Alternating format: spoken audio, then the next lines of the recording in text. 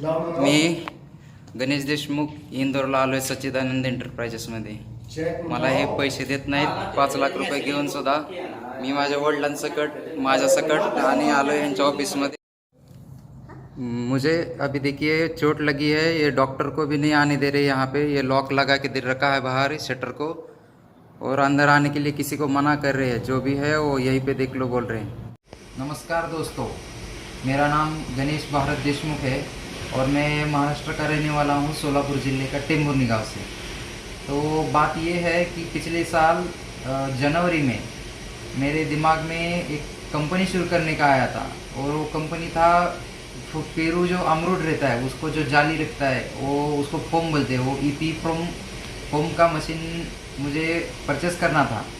इसलिए मैंने पहले तो शुरू में थोड़ा सा इंक्वायरी किया कैसा रहता है मशीन क्या वगैरह. उसका प्राइसिंग देखने के लिए मैंने इंडिया मार्ट पे सर्च किया. बाद में यूट्यूब पे सर्च किया कि किसी मैन्युफैक्चरर ने उसका कुछ वीडियो डाला है क्या वगैरह. देखा सब कुछ. तो मुझे 2-3 कॉन्टैक्ट्स मिले. मैंने उनसे कांटेक्ट किया कि कैसा रहता है क्या है. सबका प्राइसिंग निकाला. सबसे कम प्राइसिंग वाला जो निकला वो इंदौर का था और इंदौर का उसका नाम था सच्चिदानंद एंटरप्राइजेस. तो मैंने उनसे कांटेक्ट किया और पूछा कि मशीन के बारे में क्या है. सब कुछ डिटेल्स निकलवाई. बाद में उन्होंने मुझे इंदौर बुलाया. तो मैं इंदौर गया ट्रेन से. वहाँ पे 2 दिन मैंने वहाँ पे स्टे किया. मैंने उनसे सब इंक्वायरी कैसा रहता है, प्रॉफिट मार्जिन कितना रहता है, सब जान के लिया. फिर उन्होंने मुझे मशीन का प्राइसिंग बताया था 25 लाख रुपीज़ और बाद में मैंने निगोशिएबल करके उनको 20 लाख में फ़ाइनल किया था. तो मैंने उनको पैसा दिया था फरवरी में. 18 फरवरी को शायद मेरा चेक क्लियर हो गया. तो उनको 5 लाख रुपए मैंने बाय चेक दिए थे. तो बात ये हुई थी. उसके बाद 2 महीना हो गया. डिलीवरी का डेट था 4 हफ्ते का. लेकिन 4 हफ्ते में मुझे डिलीवरी नहीं मिला. और उसके बाद 2 महीना हो गया, 3 महीना हो गया, मुझे उन्होंने मशीन नहीं दिया. मैं हर बार उनको फ़ोन करता था तो उनका जवाब ये कि था मशीन आया नहीं अब तक आपका सर. मशीन आया नहीं, आया है, शिप में है, यहाँ पे है, वहाँ पे. ऐसे मुझे वो बहाने बनाते रहे.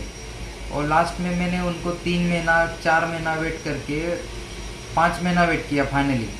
और उसके बाद मैंने उनको अपना पैसा वापस मांगा कि मुझे आपका मशीन नहीं चाहिए, मुझे मेरा पैसा वापस दीजिए. क्योंकि हमारा बात हुआ था कि 4 हफ्ते में आप हमें मशीन दे देंगे.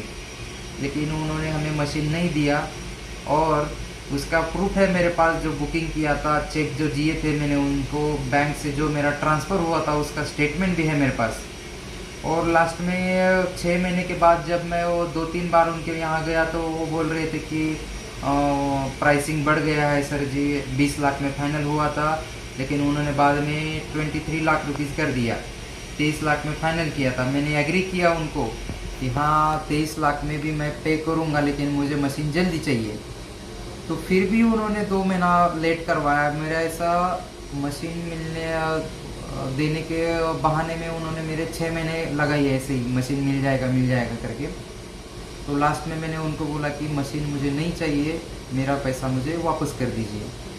तो फाइनली मैं उनके ऑफिस गया पैसा मांगने. तो उन्होंने मुझे चेक दे दिए सच्चिदानंद एंटरप्राइजेस के नाम से. 2.5 लाख के 2 चेक दिए थे और वो भी अगली डेट डाल के दिए थे. 15 दिन आगे का डेट डाल के दिए थे. तो मैं गांव चला आया टेंभुर्णी महाराष्ट्र में. वो बैंक में गया. बैंक में जब तारीख का डेट आ गया, वो जो डेट का था, तो मैं डेट को तो मैं बैंक में गया. बैंक में ये चेक क्लियर हो जाएंगे क्या ऐसा पूछा. तो मुझे पता चला कि उनके बैंक में बैलेंस ही नहीं है. तो मैंने उनको कांटेक्ट किया कि वहाँ पे एक मैडम रहती है और एक उनका ओनर है बॉबी सिंह परिहार बोल के उसका नाम है वो. तो मुझे उन्होंने बोला कि सर जी पेमेंट का थोड़ा तकलीफ़ है, अगले 4-5 दिन में हो जाएगा. तो ऐसा करके वो 4-5 दिन 1 हफ्ता ऐसा करके उन्होंने मुझे वो डेट का था वो चेक का 3 महीना चला गया. मैंने दोनों चेक बाउंस करवा के लिए थे.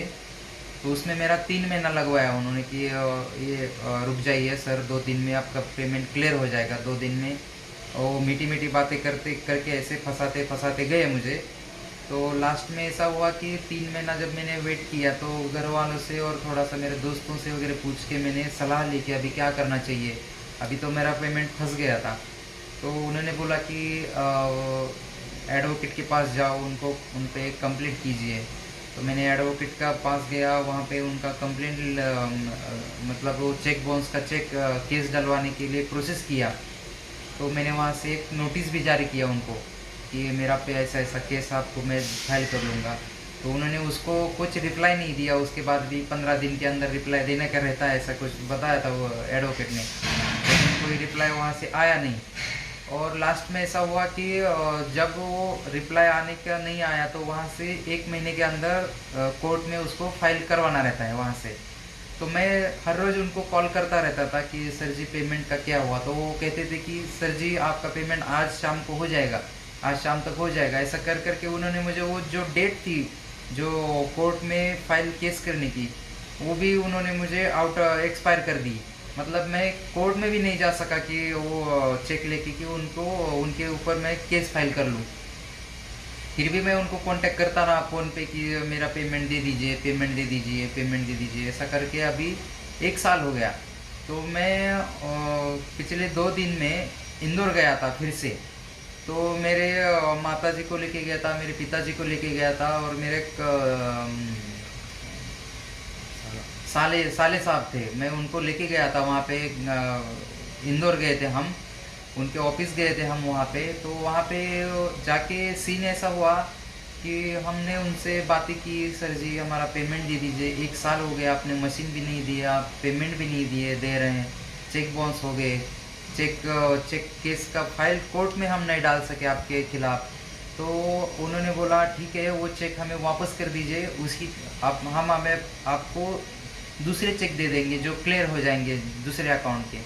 तो मैंने उनको कहा कि अभी मुझे चेक की ज़रूरत नहीं है, आप मुझे मेरा पेमेंट डायरेक्टली आरटीजीएस से एनईएफटी कर दीजिए। तो उन्होंने मना कर दिया, और मना कर दिया तो वो जो बातें हो रही थी वो हम रिकॉर्ड कर रहे थे कि ये उन्होंने मुझे फंसाया। तो वो तो क्लियर ही दिख रहा था कि 1 साल हो गया, मशीन नहीं दे रहे, पेमेंट नहीं दे रहे। तो सीधा सीधा उन्होंने तो मुझे फंसाया था। तो मैंने उनका रिकॉर्डिंग चालू किया था कि तो उन्होंने वो रिकॉर्डिंग डिलीट करवाने के लिए मेरे से मोबाइल छीना, मुझे थोड़ा सा हाथापाई की मेरे साथ, मेरे सर पे यहाँ पे ग्लास तोड़ दिया। उसका वीडियो है मेरे पास, वो मैं आपको लास्ट में, मैं जो ये वीडियो ख़त्म हो जाएगा ना मेरा बात, तो मैं उसमें लास्ट में वो क्लिप आपको डाल दूंगा, वो मेरी रिकॉर्डिंग भी डाल दूंगा, फ़ोन रिकॉर्डिंग, जो मेरी उनसे बातें हो रही थी कि फ़ोन पे सर जी मेरा पेमेंट दे दीजिए। मैडम जी थी ना वहाँ पे, उनसे मेरी बातें होती रहती थी कि मेरा पेमेंट वापस कर दीजिए, पेमेंट वापस कर दीजिए। तो लास्ट में उन्होंने मुझे वहाँ पे मारपीट की। मेरे माता पिताजी को भी, मेरी माता को, मेरी जो मम्मी थे उनको बीपी का प्रेशर है उनको, फिर भी मैं वहाँ पे उनको प्रेशराइज हो गया, मेरा खून वगैरह सब बह रहा था। फिर भी उन्होंने हमें वहाँ से, उनके ऑफिस से बाहर जाने नहीं दिया, शटर बंद करके हमें अंदर रखवाया। तो शाम तक हमें वहाँ बाहर जाने जाने नहीं दिया, कुछ नहीं दिया। मैं बोल रहा था उनको कि मुझे डॉक्टर की ज़रूरत है, मेरे माँ का तक बीमार है बहुत। फिर भी उन्होंने मेरे से वो चेक छीन लिए और मुझे मारपीट भी की। तो कृपया करके मैं आपको कहता हूँ कि ईपी नेट प्रोम नीपी का जो फोम का मशीन है उसके बारे में आप कृपया करके सच्चिदानंद एंटरप्राइजेस इंदौर से कभी कांटेक्ट मत कीजिए। मैं बोलता हूँ ईपी के मशीन के लिए नहीं, किसी भी मशीन के लिए आप वो सच्चिदानंद एंटरप्राइजेस से संपर्क ना करें। ये लोग टोटली फ्रॉड है, आपसे एडवांस में पैसा ले लेते हैं 25% और बाद में आपको मशीन भी नहीं देते और आपका पेमेंट भी नहीं देते। वो चेक देंगे आपको, वो चेक बाउंस हो जाएंगे और आप कोर्ट कचहरी के चक्कर लगवाते रहेंगे। ऐसे 2-3 साल आपके ख़राब हो जाएंगे और फिर भी उनसे पैसा निकलने की कोई उम्मीद नहीं है। तो ये सीन मेरे साथ ऐसा हुआ है।